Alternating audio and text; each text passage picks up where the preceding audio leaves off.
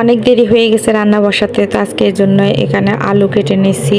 এই সিজনে এই প্রথম সিম খাবো, তো সিম কেটে নিছি এখানে। আর এখানে মাছ রান্না করব সিম দিয়ে, হলুদ মরিচ লবণ দিয়ে মেখে নিছি। আসসালামু আলাইকুম এভরিওয়ান, সবাই কেমন আছেন? আশা করি সবাই ভালো আছেন। আলহামদুলিল্লাহ আমিও ভালো আছি। ডাল আর ভাত আগেই রান্না করা হয়ে গেছে। ডালের মধ্যে আজকে কাঁচামরিচ দিতে পারি নাই, সেজন্য শুকনো মরিচ ঢেলে ডালের মধ্যে দিয়ে দিচ্ছি। শুকনো মরিচ ভাজতে গিয়ে আমি বাগার দিতে ভুলে গেছি, তারপরে বাগার দিয়ে নিচ্ছি। আর যখন খেতে গেছি তখন দেখি যে ধন্যাপাতায় দিই নাই। ধন্যাপাতা কিন্তু বাসায় ছিল, কিন্তু তারপরও দিই নাই, মনে ছিল না। ডালটা নামিয়ে এখন আমি তরকারিটা বসাই দিব। তার আগে এখানে মাছগুলাকে ভেজে নিচ্ছি। কাঁচা মাছ দিলে ছেলেরা খেতে চায় না, সেজন্য সবসময় একটু ভাজি করে মাছটা দিই। মাছের পিসগুলো একটু বেশি বড় বড় দেখাচ্ছিল, তরকারির সাথে মানাচ্ছিল না, সেজন্য 2 পিস করে নিছি। আর এদিকে ছোট ছেলে কাসন্তি দিয়ে পেয়ারা মেখে খাবে, ওর নানুর হাতে বানানো কাসন্তি, তো দুজনকে কাসন্তি দিয়ে পেয়ারা মেখে দিয়ে দিছি। আর এখানে আমার মাছগুলা ভাজা হয়ে গেছে, এগুলাকে এখন উঠায় নিচ্ছি, তারপর তরকারিটা বসাই দিব। মাছ ভাজা তেলগুলোর মধ্যে প্রথমে আমি পেঁয়াজগুলা দিয়ে ভালো করে ভেজে সব মশলা দিয়ে একটু পানি দিয়ে মশলাটাকে একটু ভালো করে কষায় নিচ্ছি। পেঁয়াজের মধ্যে রসুন বাটা,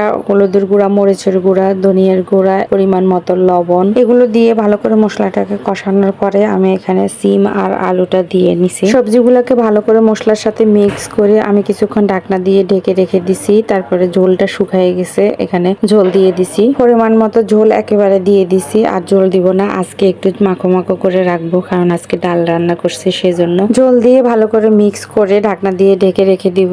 আর মাঝখানে কয়েকবার করে নেড়ে চেড়ে দিছি। সিম তরকারিটা কার কার পছন্দ সবাই একটু কমেন্টস করবেন। আশা করি সবারই পছন্দ সিম তরকারি, ছোট বড় সবাই পছন্দ করে। আর প্রথম প্রথম সিম খেতে অনেক মজা লাগে। আমি কয়েকবার করে নেড়ে চেড়ে দিছি, তারপরে এখানে মাছটা দিয়ে নিচ্ছি। মাছটা দিয়ে আরো কিছুক্ষণ এটাকে রান্না করব। কাঁচামরিচ ছিল না, সেজন্য কাঁচামরিচ দিতে পারি নাই। সিম তরকারিতে কাঁচামরিচ, ধন্যাপাতা এগুলো কিন্তু অনেক ভালো লাগে, তো কাঁচামরিচ ছিল না, সেজন্য শুধু ধন্যাপাতাটাই দিয়ে নিচ্ছি। রান্না করার আগে আলু আর সিম সমান মনে হয়েছে, কিন্তু রান্না করার সময় দেখলাম যে সিমটা সিদ্ধ হয়ে অল্প হয়ে গেছে, কিন্তু আলুটা বেশি দেখা যাচ্ছে। আজকে কি হয়েছে জানি না, সবকিছুই গোলমাল। আলুটা এত বেশি দিতে চাই নাই, তারপরেও মনে হয়েছে যে আলুটা বেশি হয়ে গেছে। ধন্যাপাতা দিয়ে আমি নামিয়ে ফেলছি। রান্না করতে করতে এমনিতে অনেক লেট হয়ে গেছে, তারপর আবার কাজকর্ম করতে করতে আরো লেট হয়ে গেছে। তো সব কাজকর্ম শেষ করে এখন খেতে বসছি, আর খাওয়াটাই আপনাদেরকে দেখাচ্ছি। প্রথমে আমি এমনি এমনি একটু খেয়ে নিছি, আর কাঁচামরিচ যেহেতু ছিল না, সেজন্য একটা শুকনো মরিচ নিয়ে নিছি। পরে ডাল নিয়ে ডাল দিয়ে খেয়ে নিছি। আর অনেকদিন পরে সিম খাওয়াতে আসলে ভালোই লাগতেছিল। খাওয়া দাওয়া শেষ করে আমার আম্মু সহ একটু বের হয়েছি,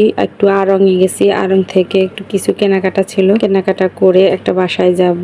ওই দিন বলেছিলাম যে আমার একটা আঙ্কেল মারা গেছে, ওনাদের বাসায় যাব, সেজন্য একটু কেনাকাটা ছিল। আড়ং থেকে ওনাদের বাসায় গেছি, নাস্তা করে অনেকক্ষণ কথাবার্তা বলে তারপরে বাসায় আসছি। যখন ছোট ছিলাম তখন দাদা দাদুকে হারাইছি, ওনাদের কথা তত একটা মনে নাই। আর বড় হতে হতে এক এক করে সবাইকে হারিয়ে ফেলছি। কেন যে আল্লাহ সবাইকে এত কষ্ট দিছে। সবাই ভালো থাকবেন, আজকের মতো বিদায় নিচ্ছি। সবাইকে অনেক অনেক ধন্যবাদ। ভালো লাগলে লাইক কমেন্টস করবেন। আল্লাহ হাফেজ।